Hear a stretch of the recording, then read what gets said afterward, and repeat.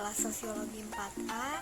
Di sini saya akan memaparkan mengenai salah satu tokoh dari teori sosiologi modern, yaitu George Casper Homans.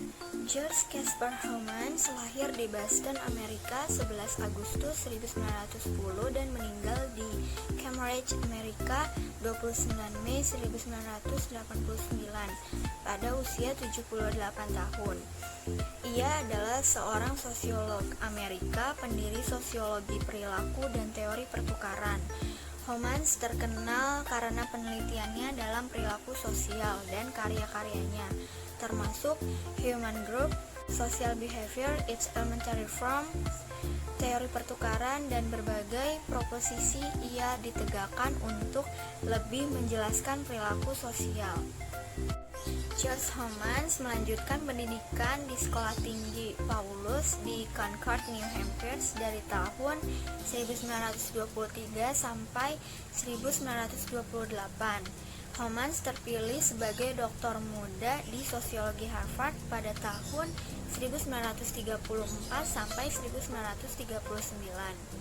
Selain mengajar sosiologi, ia juga mendapat anugerah guru besar sosiologi. Homans akhirnya pensiun pada tahun 1980.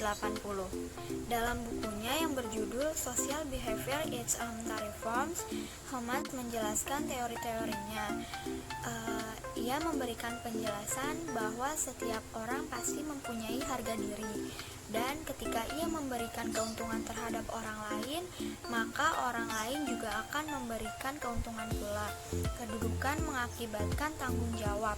Siapa membenci, maka ia yang akan mendapat ganjarannya, dan seterusnya. Homans berkeinginan untuk menyatakan kebenaran tersebut di dalam suatu rangkaian atau proposisi yang teoritis, kemudian ia mengujinya. Hal semacam ini membuat ia bukan hanya untuk sekadar menggambarkan perilaku sosial yang mendasar, namun ia juga dapat membuat asumsi untuk membuat eksplanasi terhadapnya. Tindakan perilaku sosial yang dimaksudkan Homans adalah tindakan yang berkenaan dengan suatu kemauan yang mengakibatkan adanya ganjaran dan hukuman dari orang lain.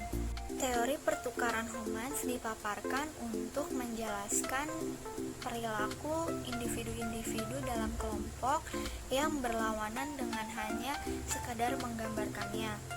Banyak ide-ide dasar dalam karyanya menggambarkan serangannya terhadap interpretasi Levi-Strauss mengenai kebiasaan-kebiasaan perkawinan dalam masyarakat primitif dan memberikan interpretasi alternatifnya. Homans menolak tipe penjelasan fungsional. Bagi dia, memperlihatkan bahwa suatu pola tertentu itu bersifat menguntungkan masyarakat, bukan untuk menjelaskan mengapa orang itu menyesuaikan tindakannya dengan pola itu. Homans mengemukakan bahwa pola-pola pertukaran harus dianalisa menurut motif-motif dan perasaan mereka yang terlibat dalam transaksi itu. Teori pertukaran sosial memandang hubungan interpersonal sebagai suatu transaksi dagang. Orang berhubungan dengan orang lain karena mengharapkan sesuatu yang memenuhi kebutuhannya. Dalam hubungan sosial terdapat unsur ganjaran, pengorbanan, dan keuntungan yang saling mempengaruhi. Asumsi dasar yang mendasari seluruh analisis teori ini adalah bahwa setiap individu secara sukarela memasuki dan tinggal dalam hubungan sosial hanya selama hubungan tersebut cukup memuaskan ditinjau dari segi ganjaran dan biaya. Adanya perilaku yang saling mempengaruhi dalam hubungan interaksi terdapat unsur ganjaran, pengorbanan, dan keuntungan. Ada beberapa proposisi yang mendasari dari inti teori pertukaran sosial, diantaranya adalah proposisi sukses. Asumsi dasar proposisi sukses adalah ketika Homans berusaha mencatat beberapa hal khusus terkait dengan proposisi sukses, yaitu meskipun secara umum benar bahwa imbalan yang semakin sering dilakukan mendorong peningkatan frekuensi tindakan, Artinya bahwa semakin sering tindakan seseorang itu dihargai, maka semakin sering orang itu melakukan tindakan yang sama.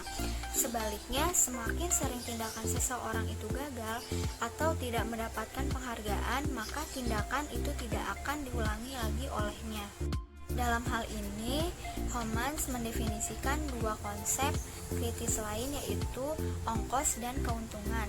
Dalam hal ini, ongkos perilaku didefinisikan sebagai imbalan yang hilang dari alur tindakan sosial yang tengah berlangsung. Sedangkan keuntungan merupakan pertukaran sosial yang dipandang sebagai sejumlah imbalan yang lebih besar dari kos atau biaya yang dikeluarkan. Homans mengubah proposisi kelebihan dan kekurangan menjadi semakin besar keuntungan yang diterima sebagai akibat dari tindakan, maka semakin cenderung seseorang menjalankan tindakan tersebut. Kemudian, proposisi agresi dan pujian, yaitu dalam bagian ini ada dua proposisi yang berbeda. Proposisi yang pertama, bila tindakan seseorang tidak memperoleh ganjaran seperti yang diharapkannya atau mendapat hukuman yang tidak diharapkannya, maka semakin besar kemungkinan bahwa dia akan menjadi marah dan melakukan tindakan yang agresif. Homans memberikan contoh bahwa jika seseorang tidak mendapatkan nasihat yang dia harapkan dari orang lain dan orang lain itu tidak mendapat pujian yang dia harapkan, maka keduanya akan menjadi marah. Dan yang terakhir merupakan proposisi rasionalitas. Asumsi dasar proposisi rasionalitas adalah orang membandingkan jumlah imbalan yang diasosiasikan dengan setiap tindakan. Imbalan yang bernilai tinggi akan hilang nilainya jika aktor menganggap bahwa itu semua cenderung tidak akan mereka peroleh. Sedangkan imbalan yang bernilai rendah akan mengalami pertambahan nilai jika semua itu dipandang sangat mungkin diperoleh. Jadi, terjadi interaksi antara nilai imbalan dengan kecenderungan diperolehnya imbalan. Itu dia tadi pemaparan tentang teori pertukaran dari tokoh George Casper Homans.